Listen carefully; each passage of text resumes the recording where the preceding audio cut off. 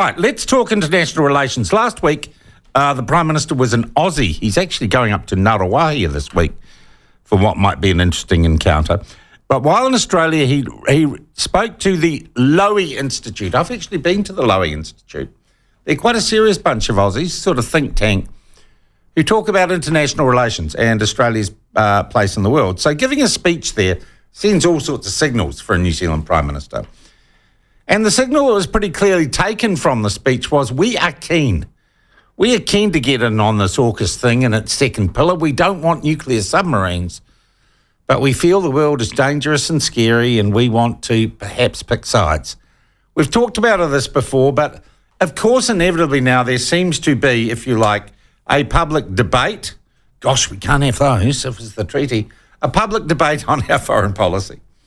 And once again, the Prime Minister last week, Luxon, fired a shot in, if you like, that war of words, which I think, from my reading and interpretation, takes us closer to some sort of deal deal with the US and Australia and the UK. Is that the general feeling? And who's winning this war of words? Robert Patman, our foreign affairs expert, joins us again. Robert, good to see you. Was it a big deal, that Lowy speech? I did, yeah. It was very interesting. It was depicted as quite hawkish by some. Yeah. I thought it was a mix, sort of, from my own angle. I thought it was a mixed speech. I think both Mr. Peters and Mr. Luxon are overdoing the dire nature of the international security situation. They're talking it up. Any of us who have a partial memory of the Cold War will remember that we're not in such a dire state. And there are signs of hope as well as alarm. There's no underestimating the fact that the US and their rivalry affects everyone. But there are also a number of problems which can only be solved by everyone cooperating. The other thing that left me feeling a little bit uncomfortable was the assertion that AUKUS is good for regional security. Actually, AUKUS is an idea in the making. Australia hasn't received its nuclear power submarines. And also, Pillar 2, well, we're still trying to discover what's in it. And so this has been going on for some time. Pillar 2 serves Pillar 1. I'm sceptical personally about AUKUS, but there were some good things. I liked Mr. Luxon's emphasis on the need to end what's been 2 decades long period of underinvestment in the defence intelligence sector. I think this is a much needed change. I've been thinking about this for a long time.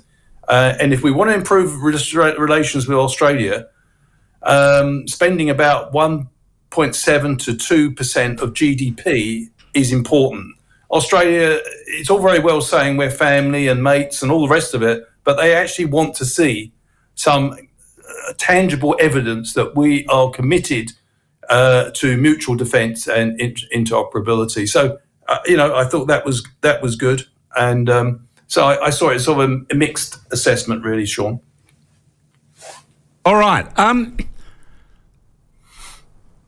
Can I ask? And look, it's a kind of difficult question, but it's a sort of question as a difficult journalist I want to ask. In this war of words, strangely enough, Helen Clark and Don Brashwright have teamed up here.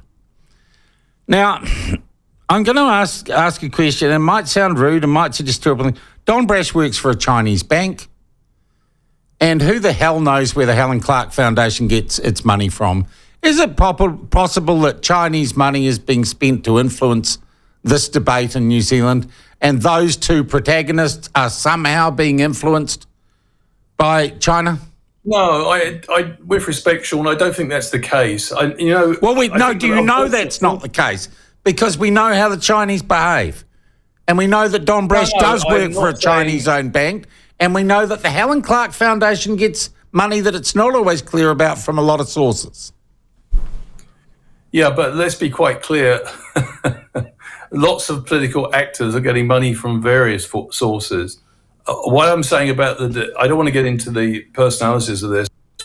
No, I'm not. I'm talking about the money and the funding for these statements being made. But what I'm saying is that I don't think in this case there is there has been a view for some time, and you must take into account here the enormous pushback against AUKUS that's occurring in Australia now. Yeah. Australia's committed to close to $400 billion. Yeah. It's a very good deal for the UK and the US. Yeah. And what's alarmed Australia recently was the revelation when Kurt Campbell was asked about a possible conflict between China and Taiwan. He said, well, those nuclear power submarines are in Australia's hands, when we'll probably suggest the Australians send a few subs down there. So the reason that alarmed many Australians, and by the way, the Lowy Institute contains some of the biggest critics Yep. of AUKUS. Sam Rogavine, for example, amongst others. And these are not sort of lefty, if you like, the usual suspects. These are hard-headed people. There's a big view out there, and this is why I think you've got Don Brash from the right, Helen Clark from the left coming together. There is a view that this is bad strategy per se. And and I think the trouble is, anyone who questions AUKUS is described as soft on China. In fact, one of the reasons I don't like AUKUS is because I actually think it plays into China's hands. Yep, and you've expressed that view well before. Yeah. Look, while I've got you here, and that war of words, and let's hope it stays at a war of words, continues. Some really interesting developments in Ukraine, where they've gone on the offensive into Russia.